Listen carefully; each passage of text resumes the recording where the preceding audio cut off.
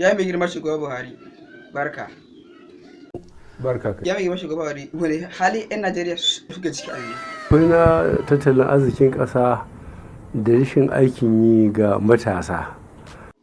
Ya mai girma shugaba Buhari, akwai kuɗi a Najeriya amma ka ce a koma noma. Noman nan kuma amfanin baya kyau. Ina kuɗin suke? Da mai ka faɗa amma a baya. Kowa ya san Najeriya ba matsiyaciyar ƙasa ba ce, muna da arziki.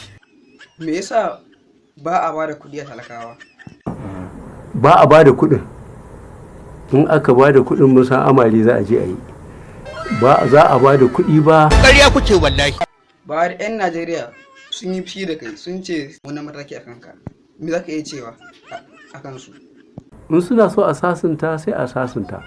In ba su so a sasunta kuma bismillah. Ya mai girma kun kuso, ka ji Buhari me ke faɗa? Ya ce wai bana da mata kyau an yi sa'a.